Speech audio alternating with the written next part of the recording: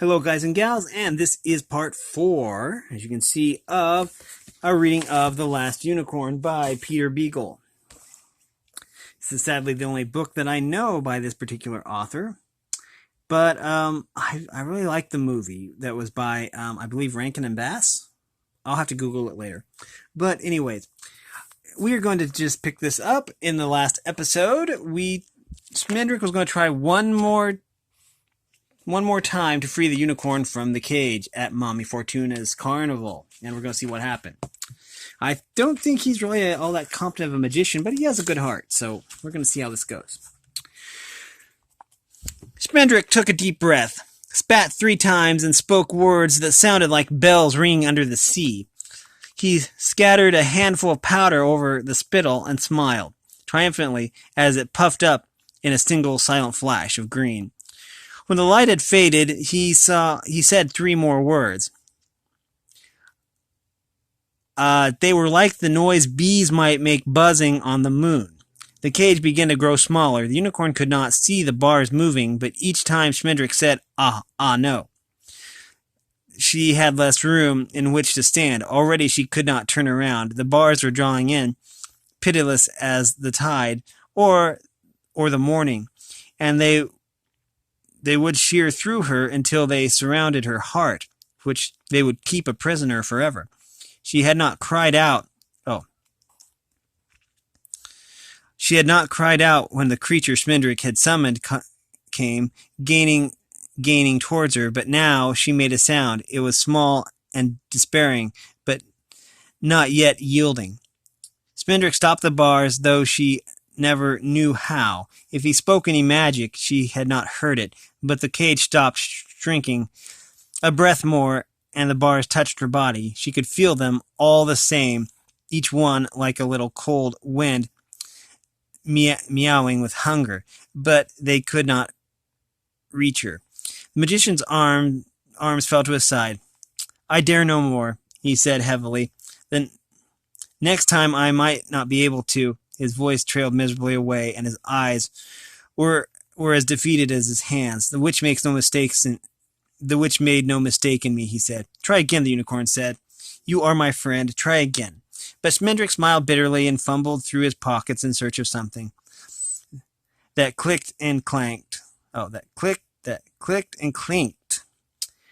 "I knew it would come to this," he muttered. I dreamed of it differently, but I knew." He brought out a ring from which dangled several rusty keys. "You deserve the services of a great wizard," he said to the unicorn, "but I'm afraid you'll have to be glad of the aid of a second-rate pickpocket. Unicorns know not for need of shame or doubt or debt, but mortals, as you may have noticed, take what they can get, and Rook can only concentrate on one thing at a time." The unicorn was suddenly aware that every animal in the Midnight Carnival was awake, making no noise, but watching her. In the next cage, the harpy began to stamp slowly from one foot to another. "Hurry," the unicorn said. "Hurry."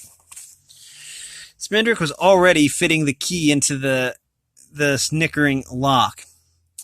At his first attempt, which failed, the lock fell silent, but then he tried another key. It cried out loudly, "Ho, ho, some magician, some magician." It had Mommy Fortuna's voice.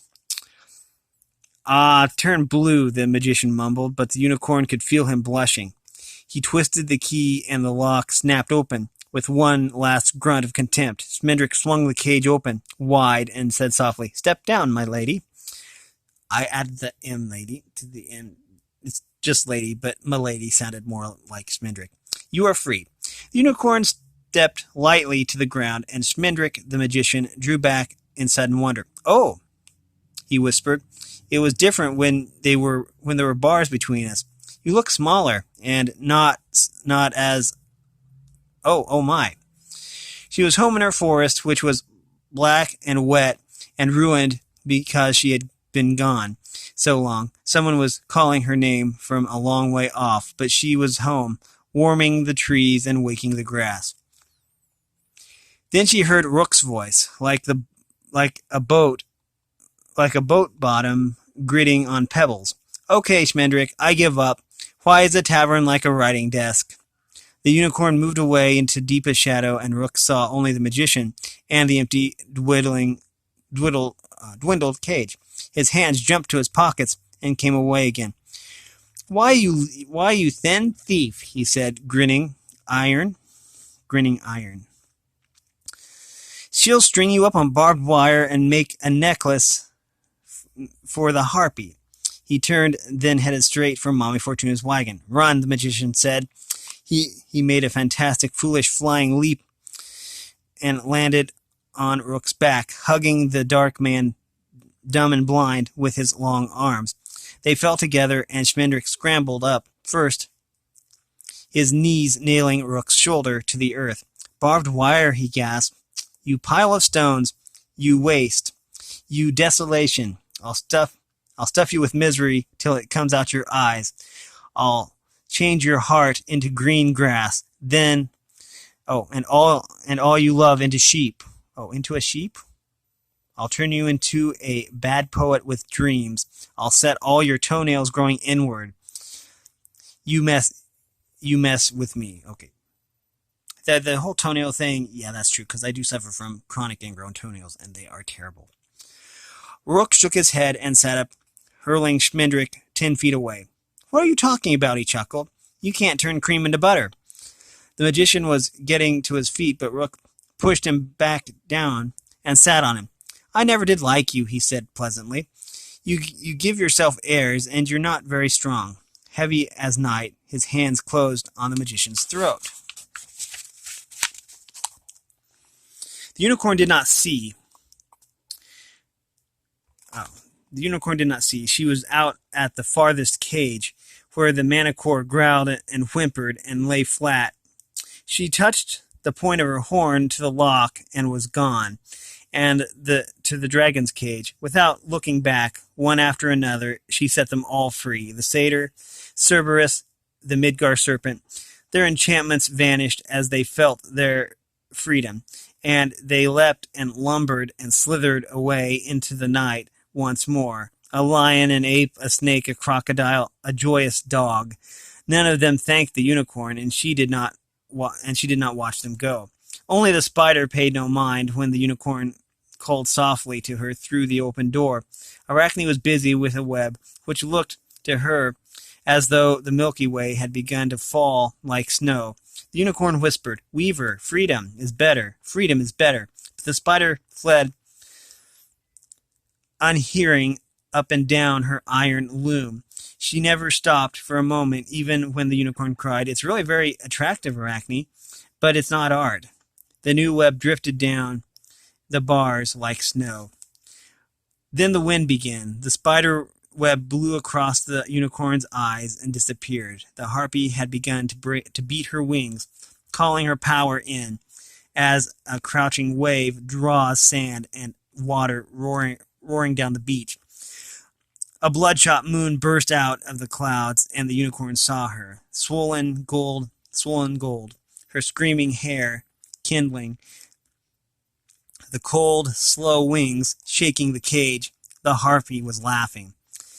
In the shadow of the unicorn's cage, Rook and Schmendrick were on their knees. The magician was clutching the heavy ring of keys, and Rook was rubbing his head and blinking.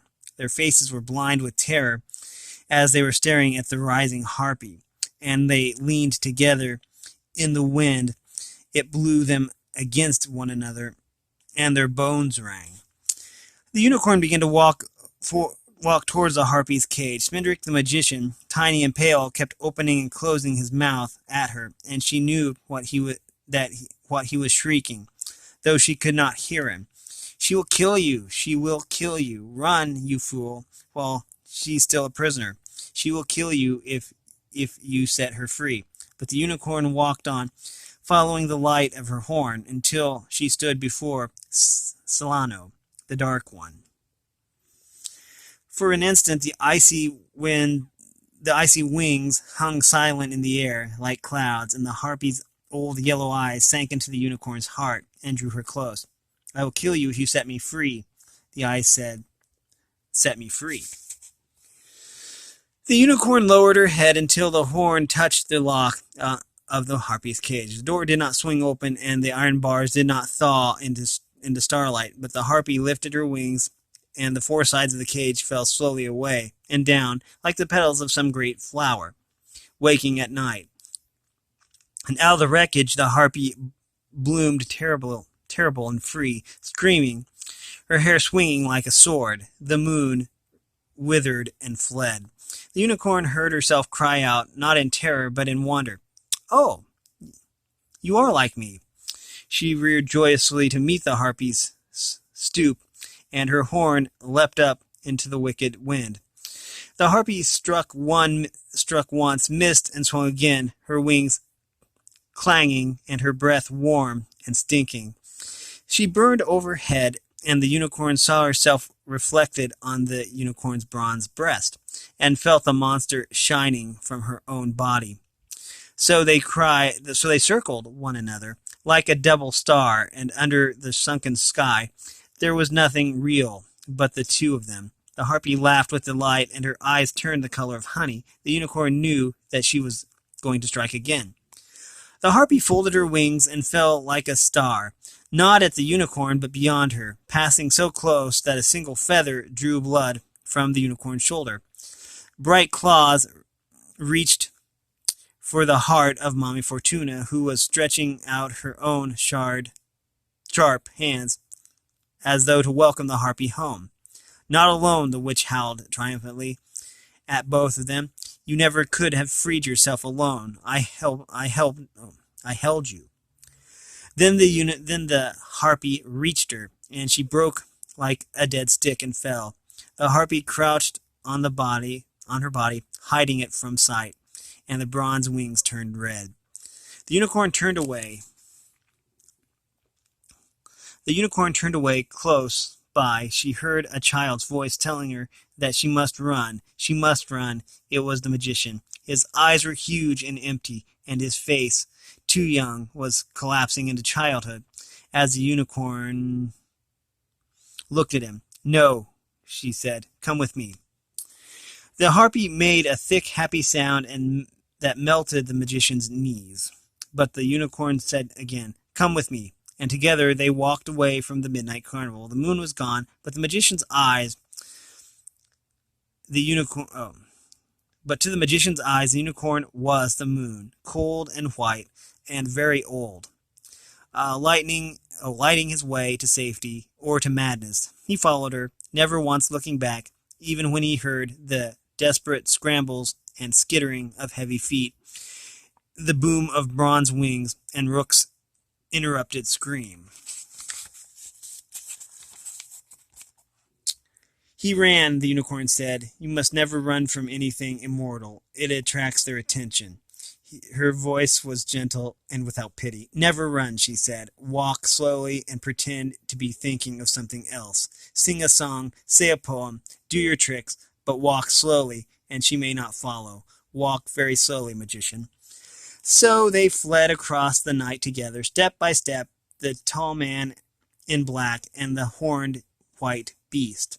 The magician crept so close to the unicorn's light, crept as close to the unicorn's light as he dared, for beyond it moved hungry shadows, the shadows of the sounds that the harpy made as she destroyed the little there was to destroy at the midnight carnival. But another sound followed them, long after these had faded, followed them into morning on a strange road, the tiny dry sound of a spider weeping. Chapter 4. Let me get a different position here. My feet are going to sleep. Okay, here we go. I had to change position because I was sitting Indian style for a long time, and my feet were going to sleep. Like a newborn child, the magician wept for a long time before he could speak. "The poor old woman," he whispered at last. The unicorn said nothing, and Smidrick raised his head and stared at her in a strange way. A gray morning rain was beginning to fall, and she shone through it like a dolphin. "No," she said, answering his eyes, "I can never regret." He was silent, crouched by the road in the rain, drawing his soaked cloak close around his body until he looked like a broken black umbrella. The umbrella waited, feeling the days of her life falling around her with the rain. I can sorrow, she offered gently, but it's not the same thing. When Schmendrick looked at her again, he had managed to pull his face together, but it was still struggling to escape. From him. Where will you go now? He asked. Where, oh, where were your, where were you going when she took you? I was looking for my people, the unicorn said. Have you seen them, magician? They are wild and sea white, like me. Schmendrick shook his head gravely. I have never seen anyone like you, not while I was awake. There was supposed to be a few unicorns left when I was a boy, but I knew only one man who had ever seen one. They are surely gone, lady. All but you. When you walk, you make an echo where they used to be. No, she said, for others have seen them. It gladdened her to hear that there had still been childhood as recently as the magician's childhood. Still been unicorns as recently as the magician's childhood. She said, a butterfly told me of the Red Bowl, and the witch spoke of King Haggard, so I am going where they are to learn whatever they know. Can you tell me where Haggard is king? The magician's face almost got away, but he caught it and began to smile very slowly, as though his mouth had turned to iron. He bent it into the proper shape in time, but it was an iron smile. I can tell you a poem, he said. Where all the hills are lean as knives, and nothing grows, nothing leaves, nor lives.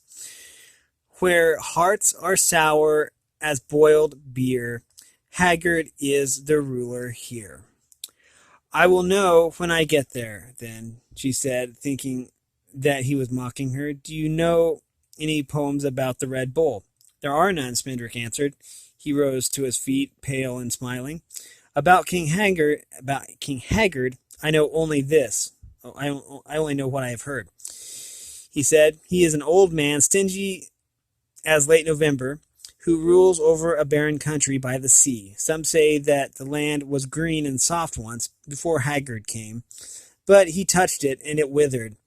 There is a saying among farmers, when they look on a field lost to fire or locust or wind, as blighted as Haggard's heart. They say also that there are no lights in his castle and no fires, and that he sends his men out to steal chickens and bed sheets and pies from window sills. The story has it that the last time King Haggard laughed, the unicorn stamped her foot.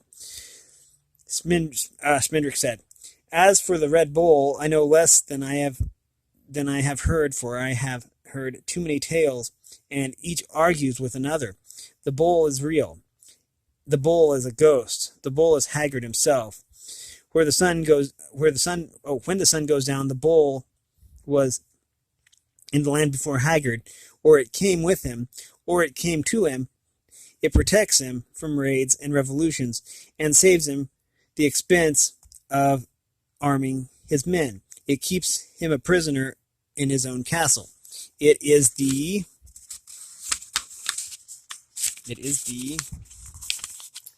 devil to whom Haggard has sold his soul. It is the thing that he sold his soul to possess. The bull belongs to Haggard. Haggard belongs to the bull. The unicorn felt a shiver of sureness spreading through her, widening from the center like a ripple in her mind. The butterfly piped again. They passed down all the roads long ago, and the Red Bull ran close behind them and covered their footprints. She saw white forms blowing away in a bellowing wind, the yellow horns shaking. I will go there, she said. Magician, I owe you a boon, for you set me free.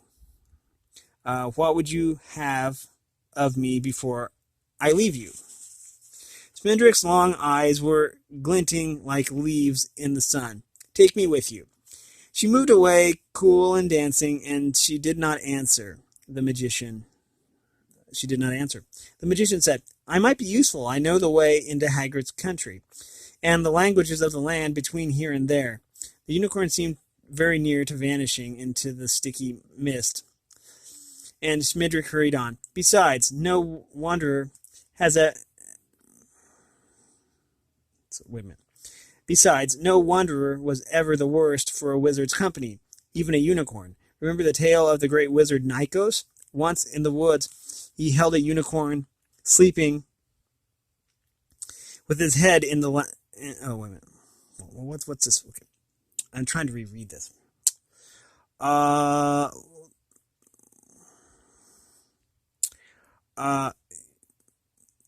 wait a minute. Remember the tale of the great wizard Nikos. Once in the woods, he beheld a unicorn sleeping with his head in the lap of a giggling virgin, while 3 hunters advanced with drawn bows to slay him for his horn. Nikos had only a moment to act, when, with a word and a wave, he changed the unicorn into a handsome young man, who woke, and seeing the astonished bowmen gaping there, charged upon them, and killed them all. His sword was a twisted tapering design, and he trampled the bodies when the men were dead. And the girl, the unicorn asked, did he kill the girl too? No, he married her. He said she was only an aimless child, angry at her family, and that's all she really needed, was a good man, which he was, then and always, for even now Nikos could never give him back his first form. He died old and respected, of a surefite of violets. Surefite. That must be a British term. I'm not familiar with surefite. Okay, wait a minute. Violets. Some say he never could get enough violets. There were no children. The story lodged itself somewhere in the unicorn's breath. The magician did him no service, but great ill, she said softly. How terrible it would be if all my people had been turned human by well-meaning wizards, exiled, trapped in burning homes. I would sooner find that the Red Bull had killed them all. Where are you going now? Schmendrick asked. Few will mean you anything but evil, and a friendly heart, however foolish, may be as welcome as water one day. Take me with you, for laughs, for luck, for the unknown. Take me with you. The rain faded as he spoke, and the sky began to clear, and the wet grass glowed like the inside of a seashell. The unicorn looked away, searching through the fog of kings for one king. Searching through a fog of kings for one king, and through a snowy glitter of castles and palaces for one built on the shoulders of a bull. No one has ever traveled with me, she said, but then no one has ever no one has ever caged me before, or took me for a white mare, or disguised me as myself. Many things seem determined to happen to me for the first time, and your company will surely not be the strangest of them, nor the last. So you may come with me if you like, though I wish you would ask me for some other reward. Schmendrick smiled sadly. I thought about that, he said.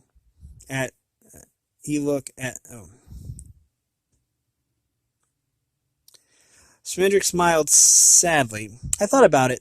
He looked at his fingers, and the unicorn saw the half-moon marks where the bars had bitten him. But you could never have granted me my true wish. There it is, the unicorn thought, feeling the first spidery touch of sorrow on the inside of her skin. That is how it will be to travel with a mortal at this time. No, she replied, I cannot turn you into something you are not. No more than the witch could. I cannot transform you into a true magician. I didn't think so, Smendrick said. It's all right. Don't worry about it. I'm not worrying about it, the unicorn said. A blue jay swooped low over them on the first day of their journey. Oh, on the first day of their journey, said, "Well, I'll be a squab under glass," said, and flapped straight home to tell his wife about it. She was sitting on the nest singing to their children in a dreamy drone. Spiders and sowbugs and beetles and crickets, slugs from the roses and ticks from the thickets, grasshoppers, snails, and quail's egg or two, all to be regurgitated for you. Lullaby, lullaby, swindles and schemes, flying not near as much fun. Not Flying's not nearly as much fun as it seems. Saw a unicorn today, the blue jay said, as he lit.